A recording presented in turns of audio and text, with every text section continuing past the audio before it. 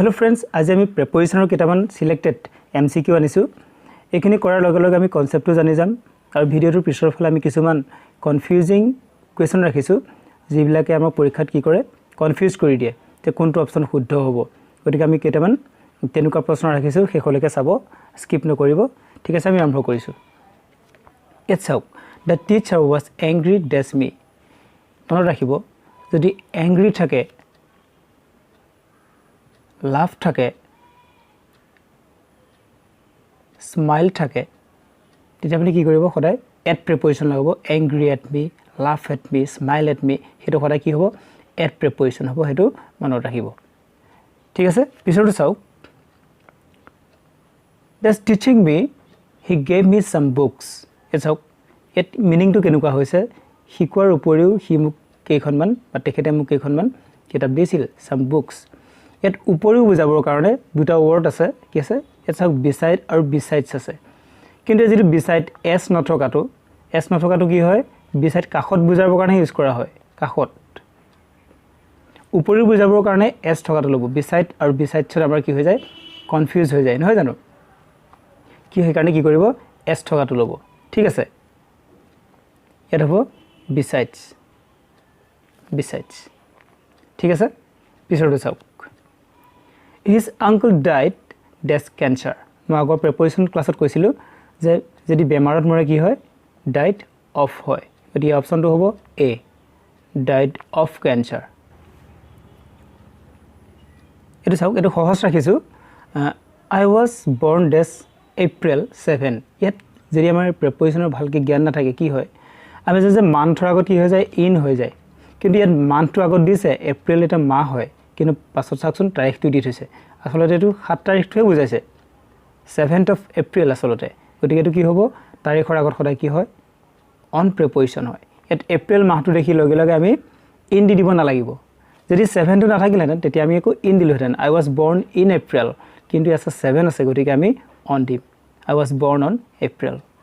ঠিক আছে পিছৰটো চাওক You are capable of doing that job yet capable লগত সদায় of হয় capable of আৰু capable of to এটা phrasal verb হয় গতিকে capable লগত সদায় of থাকে এটো এটা phrasal verb হেতু মনত ৰাখিব capable of পিছৰটো চাওক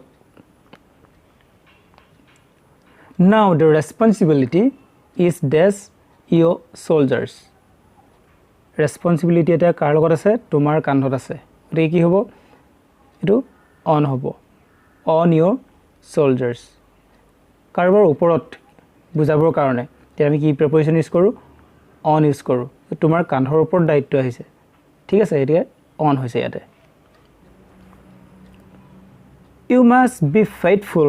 dash your boss faithful লগত সদায় to preposition লাগে faithful to your boss হেতু মনত ৰাখিব faithful to এটা চাওক he is accused লগত সদায় of লাগে accused of murder he is accused of murder accused লগত of faithful লগত to লগাব faithful to accused of ঠিক আছে এটা চাওক the old man rested his head that's his knees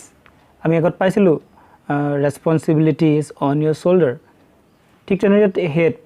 head থকাৰ লগে লগে আমাৰ কনফিউজন হৈ যায় কি হ'ব নহয় জানো আমি কনফিউজড হৈ যাও গতিকে knees আঠুত তেওঁৰ মূৰটো ৰাখিছিলে বৃদ্ধ মানুহজনে এটো কিন্তু অনে হ'ব on his knees ঠিক আছে এটা চাওক your sister was dressed that's white যেতিয়া আমি ড্ৰেছৰ কথা কলে আমি ইন লগাম ইন হ'ব dressed in white adorned in dressed in হেকিটা মনত ৰাখিব ঠিক আছে ড্ৰেছৰ কথা কলে ইন লগাব এটো চাওক why did you smile that's my mistake আপুনি কৈছিল মই angry smile laugh এইবিলাক থাকিলে কোনটো হয় at preposition হয় এটো মনত ৰাখিব smile at me laugh at me ঠিক আছে এটো চাওক this boy has been deaf that's birth কেতিয়াৰ পৰা কলা লৰাটো deaf কেতিয়াৰ পৰা deaf হয় so has been আছে since birth জন্মৰ পৰা ল'ৰাটো কাণেৰে নুশুনে নহয় জানো the boy has been deaf এইটো চাওক I was confident my success এটা word আছে confidence যদি confidence থাকে তেতিয়া আমি in লগাম আৰু যদি confident থাকে তেতিয়া আমি of লগাম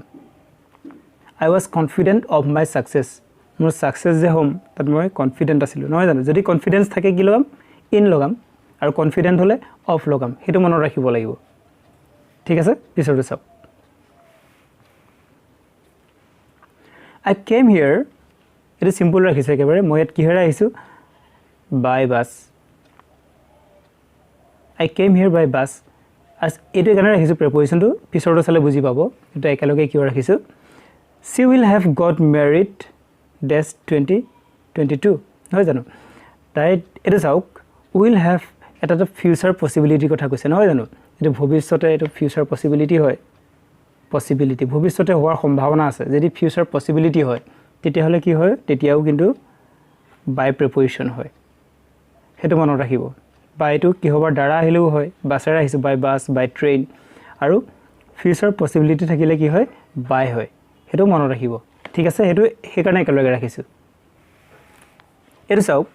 I am writing dash a red pen যদি বস্তুটো হাতেৰে লাগি থাকে হাতেৰে কৰে যদি কামটো হাতেৰে কৰে বা বস্তুটো হাতত লাগি থাকে তেতিয়া হলে উইথ হয় I am writing with a red pen মই এটা ৰঙা পেনেৰে লিখি আছো হেকাৰণে কি হৈছে উইথ হৈছে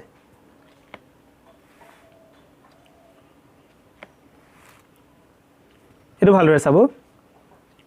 I am dash the lodge মই লজত আছো কোত আছো লজৰ ভিতৰত আছো ভিতৰত হলে আমি কোন প্ৰিপজিশন লগাও in লগাও I am in the lodge এটো চাওক he jumped dash the river হি নদীখনত জাপ মাৰিলে নদীখনত জাপ মৰাৰ আগতে কি কৰিছিলে বাহিৰত আছে যেতিয়া বাহিৰৰ পৰা ভিতৰত সোমায় তেতিয়া in নহব তেতিয়া কিন্তু into হ'ব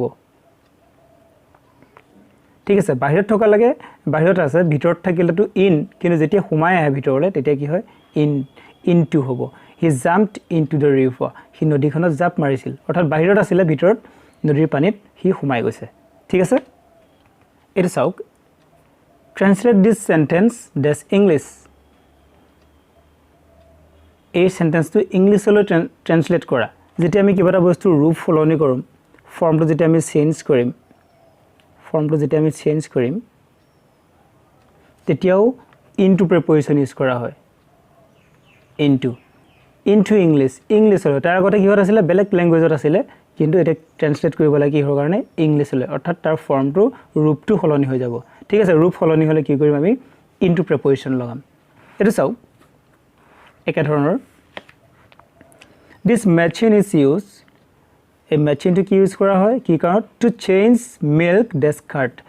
গাখীৰ কি কৰা হয় দৈলৈ চেঞ্জ কৰা হয় ৰূপটো ফলনি কৰা হয় পৰিৱৰ্তন কৰা হয় গাখীৰৰ পৰা দৈ কৰা হয় চেঞ্জ হৈ গল নাই ৰূপটো গতিকে এটো কি হ'ব into হ'ব পৰীক্ষাৰ হোৱাৰ চান্স আছে আৰু আজিকালি জানে যে কোৱেশ্চন বিলাকৰ যেটো প্যাটাৰ্ন হেটো অকমান চেঞ্জ হৈছে গতিকে এবিলাক ভালদৰে চাই যাব ঠিক আছে পিছৰখিনি চাইছো আহক এটা চাওক it is dash my dignity to talk to the CM চাওক এটো মিনিংটো এনেকুৱা হৈছে যে CM ৰ লগত কথা পাতিবৰ কাৰণে মোৰ ইমান ডিগনিটি নাই মোৰ ইমান মানে মই যোগ্য নহয় তেনেকুৱা বুজাবৰ কাৰণে যদি সেন্টেন্স বিলাকত মিনিংটো এনেকুৱা ধৰণৰ হয় স্ট্যাটাস লেভেল বা পাৰফৰম্যান্স ওপৰত বুজাবৰ কাৰণে কি হয় above ইউজ কৰা হয় আৰু তলত বুজাবৰ কাৰণে below ইউজ কৰা হয় এটা মই ইমান ডিগনিটি নাই বেছি বুজাবৰ কাৰণে ইউজ কৰিছে গতিকে above it is above my dignity যেটো মোৰ ডিগনিটিৰ বাহিৰত মই ইমানৰ যোগ্য নহয় যে মই CM ৰ লগত কথা পাতিব পাৰিম so it is above my dignity below হলে তল হ'ব যেনে বিপদ সীমাৰ তলেৰে পানী বৈছে নহয় জানো এটো কি হ'ব তেতিয়া below হ'ব below danger level নহয় জানো তেনেকৈ ইউজ কৰিব লাগিব এটো চাও the book is dash the table এটো মন দিব কিতাপখন ক'ত আছে টেবুলৰ ওপৰত আছে এটো কমন ওপৰত লাগি থাকিলে সাৰফেসত যদি লাগি থাকে এটা বস্তু তেতিয়া হলে কি হ'ব অন হ'ব এটো আমি সকলোৱে জানো কিন্তু এটো চাওক I am going to keep this book dash the table মই কিতাপখন টেবুলৰ ওপৰত থবৰ কাৰণে গৈ আছোঁ, I am going to keep, এতিয়ালৈকে ৰখা নাই, অলপ পিছত ৰাখিম, কিবা এটা বস্তু ওপৰত ৰাখিবলৈ যদি গৈ থাকোঁ তেতিয়া আমি আপোন হ'ব,